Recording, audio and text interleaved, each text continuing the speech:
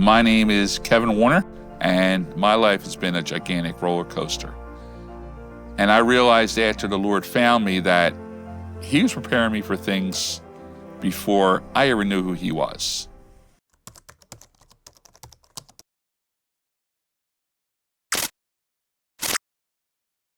I've been on blood pressure medicine since I was in my 20s due to my chose lifestyle, and the Lord found me in 2000, and I kind of changed my life. And in 2014 of May, every once in a while my blood pressure medicine would stop working, and I had to work with doctors to find what it did. And at this point, I just thought it was no big deal. But I was feeling not great and not myself. On a Saturday night in May, I had a dream. And it was a very weird dream. I thought it was about work, but it was about something else. I woke up, I thought, in a triage center in a UPS Canada depot, looking for a lost package for one of my customers. And I had this big bandage on my head, so obviously I thought I fell in the rollers and hit my head because I heard the rollers churning in the background. And I thought it was a triage place in Canada because the bed was too small for me, and my feet were hanging about a foot off the bed. During this dream, my parents came to visit me, and both my mother and father had passed away. My mother in 1999 and my father in 2001. And they came in and they just wanted to tell me that everything was good, you're going to be okay. And when my mom tapped my feet and said, "Put your feet under the covers." And my dad said, in his usual way, "You'll be fine in 3 days. Remember, after you go home, get back to work." I woke up that morning. I was like, that's the weirdest dream I ever had. I had no idea what it was about. I thought I just ate something that made me had a weird dream. And moving on to August of that year, I was at work. I'd seen like 3 different doctors trying to find out why they can't find a medication that's going to help me. And I was having some problems with my particularly left foot. My foot was numb most of the time, and I was kind of walking into things, using words instead of saying the cat has a hat, and I said the dog has a door. And I was using words I wasn't supposed to use in a sentence. And I was fighting with a doctor who wanted to make sure I was doing the right path, so he thought I had a stroke, and he wanted me to get checked for a stroke. And I told him I didn't have a stroke, and he didn't know what he was talking about. But this day in August, I said, you know what, maybe I should go get checked and see if I had a stroke, after a girl who worked in my office with me for about 10 years startled me twice in the same day, which kind of doesn't happen to me. So I thought, all right, something's different is wrong than what I think. So I called my wife, and we called our doctor and said we're going to go in and get a CT scan. We got to the hospital, and then we had the CT scan done, and I was put in a room waiting for a doctor to come in. And my wife was with me, and we were waiting patiently. A doctor came in very quickly and said, "Mr. Warner, got your test results. You were right, you didn't have a stroke." And I said to Sandra C., I was right again. And he said, "You have a brain tumor, and we're going to send you up to Trenton and take care of it." And my wife fell on the floor because she couldn't believe what she said. And I, of course, yelled at the doctor, all these great hospitals in Philadelphia, but I was driving to Trenton. So they put me in an ambulance at about 7 o'clock at night, and I drove to Trenton. And then the next day at 5 o'clock in the morning, my wife and daughter and my sister were there to say goodbye to me, because the doctor kind of pre-warned my wife that this brain tumor was kind of too big, and he wasn't sure I was going to survive the operation. So had the operation, and Saturday morning at 3 a.m., I woke up. And it was kind of really weird. I was all discombobulated, and I realized that my hands were both tied to the bed rails, and a big leather belt belted across my chest, and I couldn't move. So I looked at my hands, and my left arm had all these tubes coming out of it, so I couldn't do anything. There was only one tube in my right arm, so I ripped myself off from being tired from the bed and then started untying myself. I untied my left hand and then undid the belt.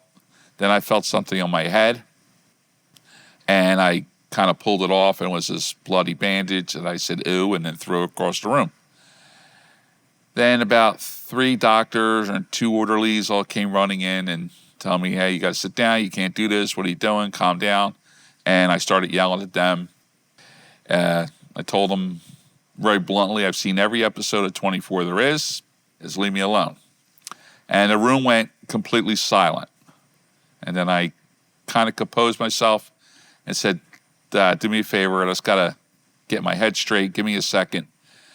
And I reminded myself, "Hey, you just had brain surgery, and you just woke up." So I said, "All right, I'm okay. Can I get a drink of water?"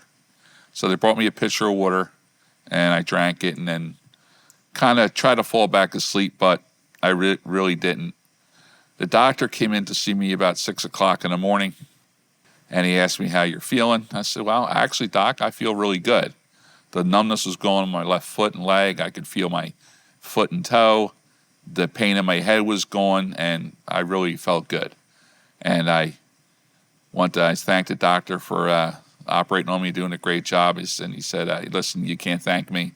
I don't know how this happened, but we didn't think you were going to survive, and you did." So he said, "You better thank God." I said, "Well, I did that first, but I want to thank you for helping out." And said, "I now have proof that God loves me, and that you're part of that. So congratulations." And I went through Saturday at the hospital. People came to visit me, and then doctors came in and out of the room all day. Went to sleep, and then I woke up again at exactly 3 o'clock in the morning. And this was Sunday morning, and I'm sitting in the room, and I hear outside my room there's these noise, and like the noise was familiar to me. And it's rollers carrying charts and medicine in this hospital to different rooms. Then I look at my bed that I was in, and my feet were hanging off of because about a foot short. And then I kind of realized I'd been in this room before. And I tapped my memory and this is the dream. This is the room I was in. The noise of the rollers was not UPS packages rolling down the thing. It's hospital charts and medicine rolling down in this hospital. And that's why I had that dream. God was telling me that something was going to happen. I was going to be hurt, and I had a bandage on my head, but things are good. So I didn't really sleep the rest of that day. I was kind of awake, and the doctor came back in at around 7:30 and said to me, "Hey, Kevin, I want to ask you a question because there's not much we could do for you here. Would you be okay if I sent you home?" I was like, "Absolutely. I'm ready to go home right now." So I called Sandra and told her, "Hey, bring me some clothes up. I'm coming home." She said, "You just had brain surgery. You're not coming home for weeks." I don't know what you're talking about. "No, doctor released me. I'm going home. Bring clothes up. I'm leaving." So being the trusting soul that she is, she called the hospital back and talked to the front desk and said, "Can somebody deal with my husband? He says he's coming home." And they said, "No, doctor's signing him out. He's all good." So I went home Sunday, called my boss on the phone, and he told me it was great to hear my voice. I said, "Well, I'm home." He said, "You're what?" I said, "I'm home." I said, "As soon as some of my hair grows back, I'll be back in." And he said, "Take as long as you need. Everything's good. And I can't believe you're home." It's like, "Yeah, it's all good." About 2.5 weeks went by, and I had to go see the doctor and get released because they gave me all these prescriptions and all these papers. And I had one prescription that I didn't understand. He gave me a prescription for speech therapy. And I'd asked him in the hospital, "What's this speech therapy for?" And he says, "Don't worry about it. I'll talk to you later about it." So when I got my release a couple weeks later, it was actually the Tuesday after Labor Day, saw the doctor, and I said, "Hey, doc, can you answer this question now? What is this prescription for speech therapy?" He goes, "Well, we kind of give that to everyone. And, when you woke up, people were a little taken back by you. You're the first person I ever gave this operation to. that woke up and could talk.